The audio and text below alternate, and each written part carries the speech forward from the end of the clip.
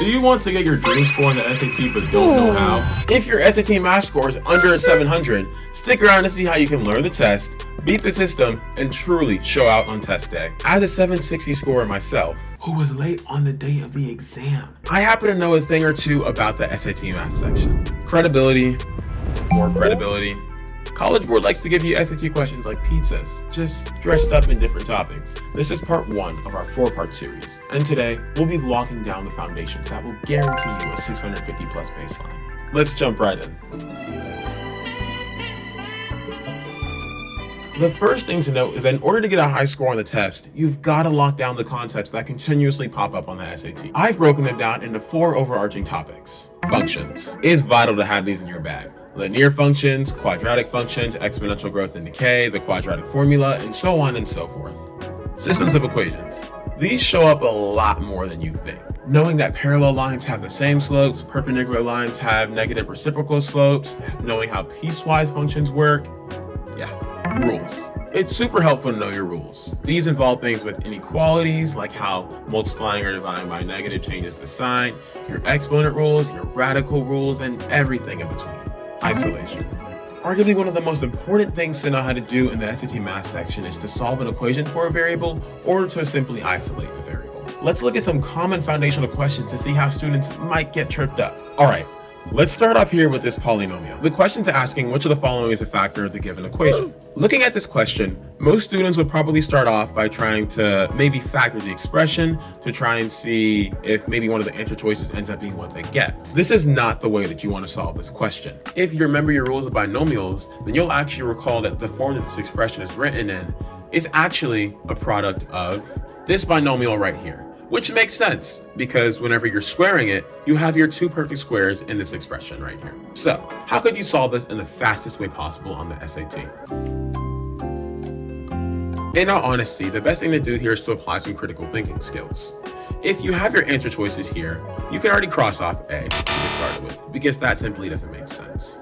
Looking at how we have 2 perfect squares here and we're trying to get our equation in this form, we can see that 4 is actually the perfect square of 2 and 25 is the perfect square of 5. If we square this expression, we can actually see that these are what you get. The actual result of this expression right here is going to be, of course, your a squared plus 2ab plus b squared. And the way that we can verify this is simply by multiplying 5 by 2 by 2, and of course equals 20. So we know that our answer for this question is going to be B.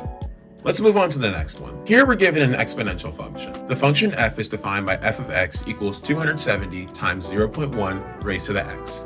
And the question here is asking, what is the value of f of 0? This is a very straightforward exponential rules equation. And the reason for that is that whenever you raise any value to the power of 0, you will always get 1. This is pretty important to note, not just for questions like this, but really all across the SAT. This will pop up more than once. How we can go about solving this is realizing that 270 times 0.1 raised to the x can be rewritten as 270 times 0.1 raised to the 0, because we're plugging in 0 for x, given f of 0. That means that we really are just multiplying 270 by 1, which is a pretty straightforward answer. 270 times 1 is 270. Let's move on to the last question here, an example of exponential growth and decay. We're given a culture of bacteria which is growing at an exponential rate, and we're given a couple of values in this table that help model that exponential rate. The question is asking us that at this rate, which day will the number of bacteria per milliliter equal this value of 5.12 times 10 to the 8th power? So not only are we going to be dealing with exponential growth and decay,